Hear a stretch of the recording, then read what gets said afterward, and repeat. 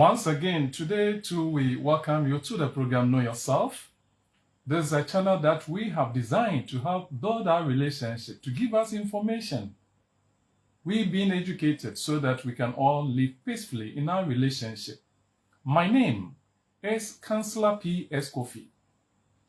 The last time that we met, we gave you the first part to the topic 6 basic steps in resolving conflict in relationship. And in that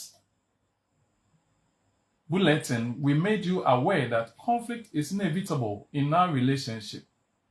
And so we need to arm ourselves with the techniques, the strategies that will help us negotiate whenever we find ourselves disagreeing on something. And so these 6 basic steps in resolving conflict, I said, has been agreed upon by various authorities.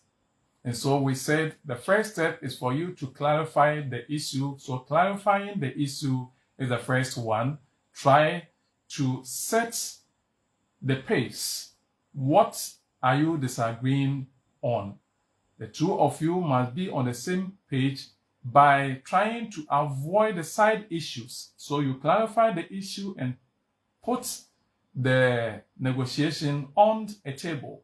Once you have done that, the second step is to find out what each other person wants in the ongoing disagreements. And after you have found out what each person wants, you move to the third step, and that is identifying various alternatives. We said you can do that one through brainstorming. And so we ended the first part. Today, we're going to give you the second part. And we're starting from step number 4. The step number 4 is deciding how to negotiate. Now you have identified the various alternatives. And there is the need for you to decide on how you are going to negotiate. And in doing this, I must mention that each strategy that you adopt has its own disadvantage. And so, in deciding to do that, you can use what we call quid pro quo. Quid pro quo is a Latin term that simply means this for that. It has been adopted by family therapists to mean negotiating strategy by which parties agree that I will do this if you will do that. So anytime that people in a relationship are trying not to be on the same page on an issue, let's say a couple who does major work in the relationship, who bears the greater responsibility. Everybody is saying, I do the greater job. That one is saying this. Okay, so the two of you now agree to enter into what we call using quid pro quo negotiating strategy. That, okay, if that is the case, then henceforth, let's arrange. I will take care of the kids, their household chores. I'll clean them, I'll wash them, but I will only do this if you also pay their school fees and send them to school and pick them from school when they close. And so, in that case, we have set the pace. Everybody knows what they are doing. And so, that is one of the strategies in deciding how to negotiate. And I'm saying it comes with its own disadvantage or disadvantages.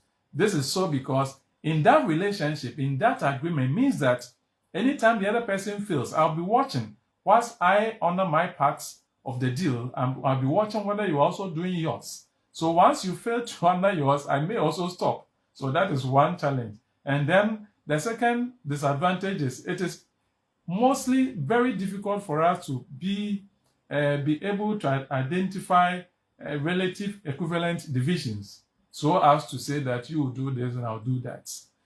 Well, that could be one strategy in deciding how to negotiate. Another strategy would be agreeing to disagree. It is also another suitable strategy. After exploring all that alternatives, a mutually agreeable solution is not always possible. The negotiating strategy then is agreeing to disagree. And so let me give a scenario that will help us understand this strategy. We are in relationship, we are a couple, we've lived for some years, we have managed to have some money in our accounts. At a point in time, I would decide that we have saved enough, and therefore, why don't we use that money, invest it in a building project, in an estate project? Then my partner also comes out to say that, no, we worked for that money, let's enjoy some. So let's travel to Dubai or any other good place, enjoy ourselves for some time and come and restart again. And so the two of us might not be on the same page, and as a result, we would agree to disagree and leave the money in the account and maybe come back to negotiate on the issue once again, some at a later point or at a later date. So that is step number 4. That is deciding how to negotiate. Then step number 5 is solidifying agreements. Partners may need to try several negotiation strategies before reaching agreements. But when an agreement is reached, it is important that both partners are clear about what has been agreed to and that both do indeed agree. Partners must be careful to avoid bulldozing the other into an agreement. Too often, in their haste to get things wrapped up, people make agreements they know they can't stick to. And so, therefore, I am saying that couples in solidifying agreement must try and consider each person's desire, each person's needs, requests, factor everybody's feeling, and don't try to think that you can coerce the other partner to accepting your position.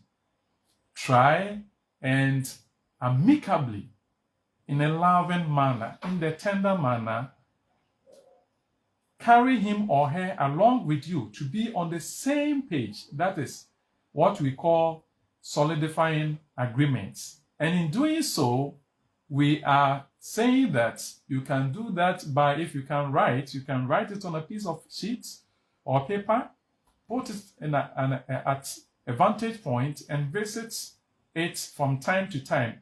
If you cannot write, we are saying that try and all of you must summarize what you have said.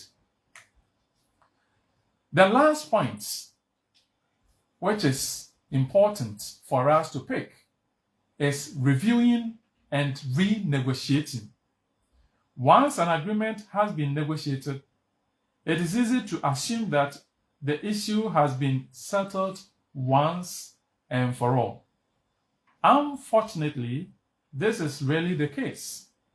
Carrying out an agreement often brings other issues to light, and so it is not unusual to discover that the agreement does not really resolve the problem.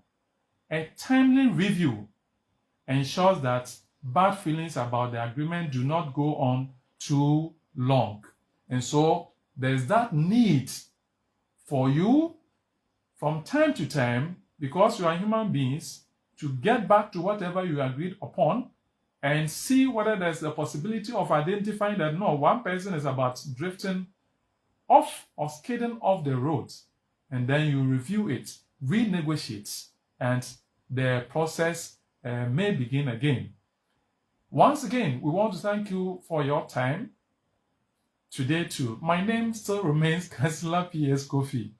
We are encouraging you to subscribe to this channel so you can receive content from us. You may share so others can receive content from us. You may like. If you have any comments, we are welcoming your comments as well. If you say a prayer, say one for us. Thank you for your time. Bye-bye.